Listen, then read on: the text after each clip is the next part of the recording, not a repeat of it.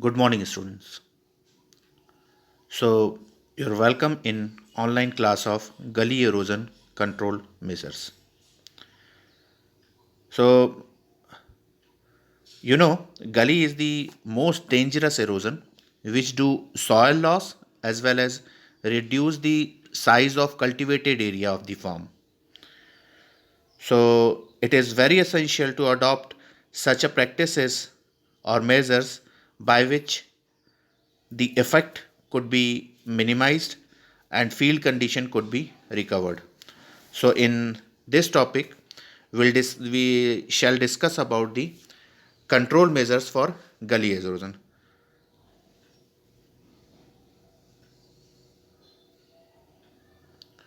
So before going into the uh, before going into the gully erosion control practices, first I am just recapitulating the previous information how gully is formed. So there are four stages under which gully formed. First stage is formation stage, where downward movement of soil started and soil scoring is initiated. And then in development stage, upstream movement of gully head and simultaneously enlargement of width and depth take place. Means when downward scoring started in initial first condition, so in second stage, that is development stage, the reel reel started, uh, you can say reel is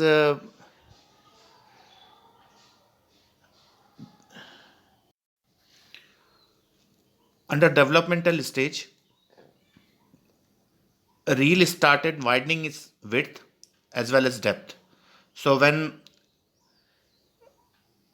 reel creates amount of some more width and depth in terms of cross sectional area as well as depth, so it comes to the gully erosion, and it is called development stage of gully.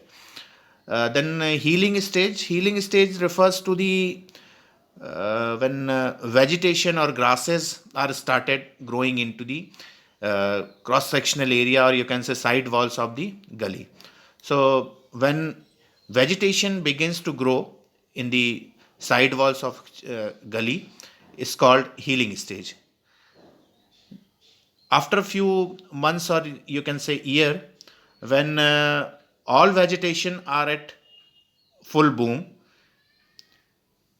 and the gully bed and sides reaches to a stable slope with sufficient vegetation, so it's called the stabilization stage. That means only in this case, uh, very less amount, or you can say no amount of soil loss is allowed from the gully. Only water will flow from gully. So that this is the four major step of formation of gully. And now, if you'll talk about the classification of gully, so it could be classified into three basic parameters. First one is size, and then cross section, or you can say shape, and then formation of branches and continuation. So the classification of gully is categorized in three major parts: size, shape, and formation of branches. So if we'll talk about the gully classification based on size, so it is further categorized into three parts, that is small gully, medium gully, and large gully. And all three categorization could be identified by its depth as well as by drainage area. Drainage area means a cross sectional area, or sorry, it is a drainage area which comes from the uh, so small area, small gully. Small gully is the gully which is having 1 meter, less than 1 meter depth, and the drainage area of that gully is less than 2 hectare. While medium gully could be identified uh, as where you can say depth is ranging in between the 1 to 5 meter, and drainage area within the 2 to 20 hectare of area. And then large gully could be identified, a gully which is having more than 5 meter of depth and drainage area more than about 20 hectare. So this is the classification based on size. Again, if we'll talk about the second classification, that is based on shape, so it is further divided into three parts, or you can say three classification is there. So one is U shape, V shape, and trapezoidal shape. So when gully formed based on the soil characteristics, it forms in different shapes.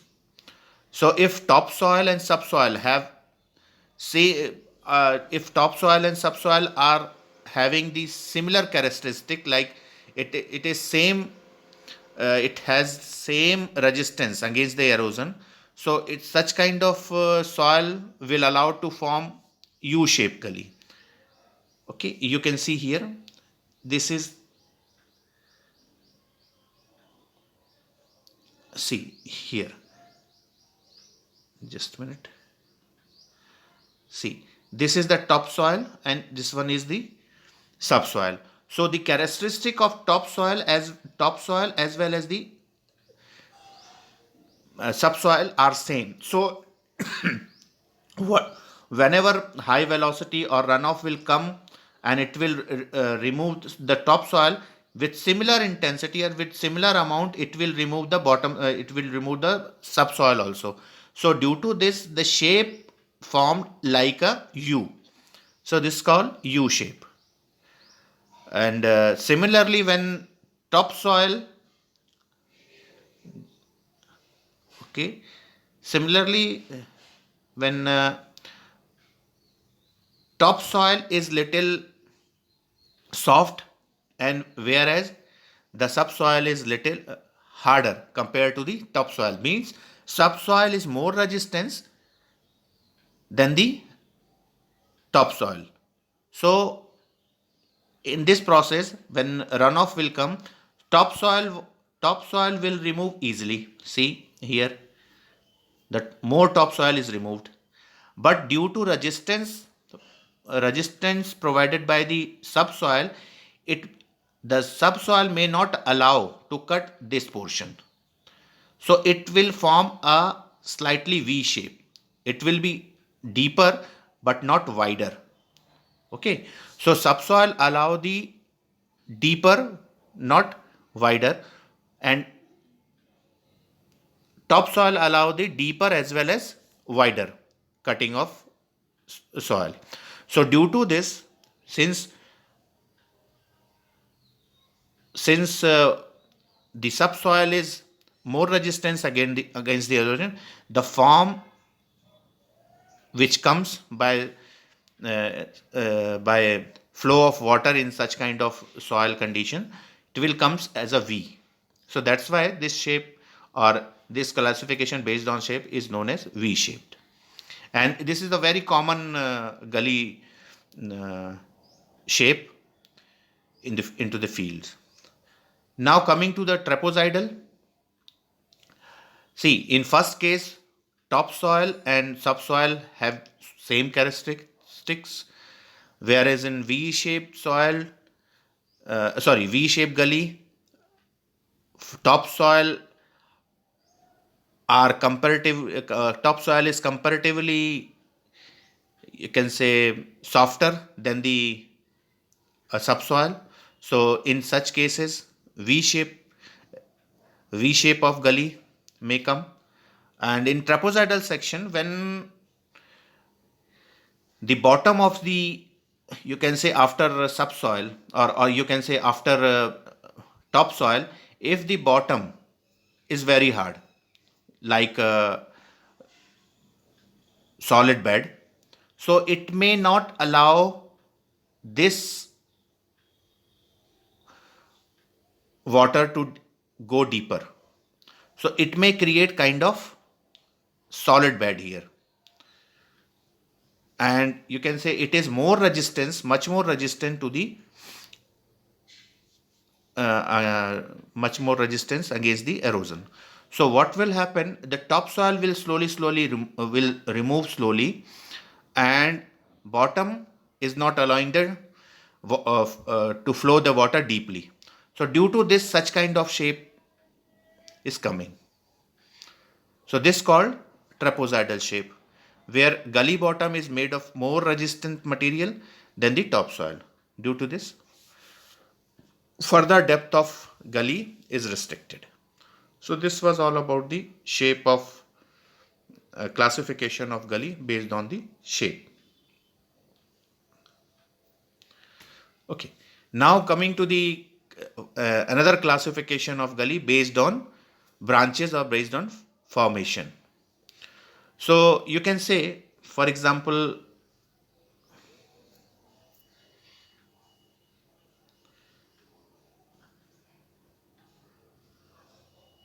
you can say this is your catchment area, okay, and this is your outlet from where the say this is the catchment of your village, and from all the village, the all the water, whatever is, you can say all the water means is a runoff. Runoff is coming into this direction, and this is the final outlet of your village.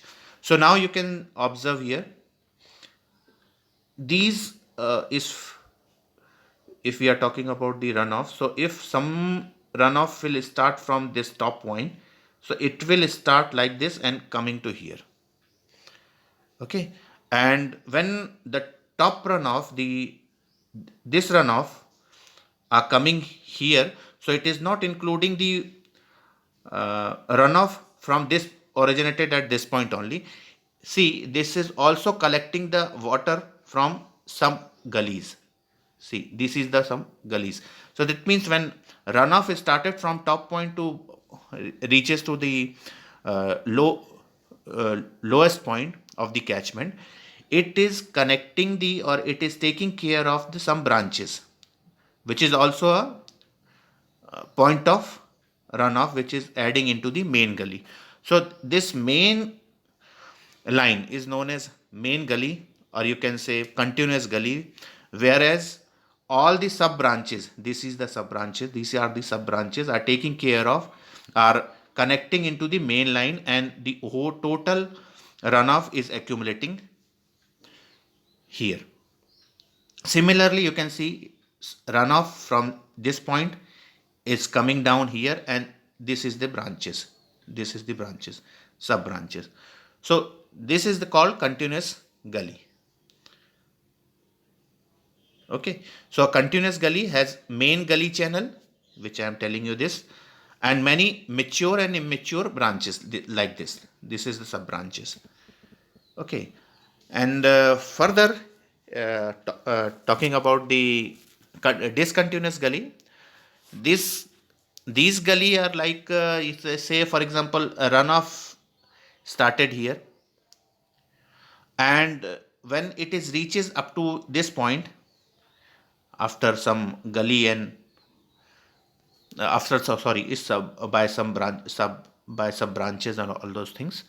So due to this amount of water, or you can say there's a possibility that the land may slide here, okay, some heavy amount of soil loss may be here.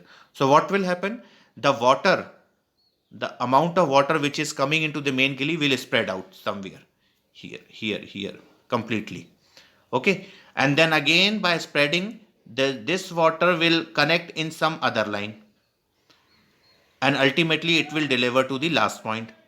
So such kind of phenomena comes under the discontinuation of gullies. So they may develop on hillside, particularly after landslide or heavy amount of soil. Such kind of gullies are also known as independent gully. Okay. Then after accumulating here, all the water will add into the main channel line or main river or whatever is there. The whole catchment could be deliver its water into the main gully. So this is the classification of gully. So earlier I had told you that gully could be categorized in three major parts based on shape, based on size, based on formation and branches. So these classification we have studies.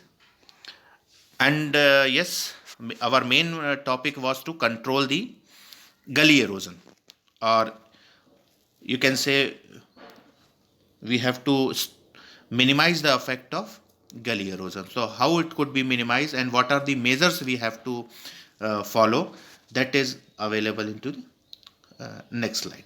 So all the categories, you can say all the classification could be categorized in, or all the measures categorized in two major heads, that is biological measures and another one is engineering measures.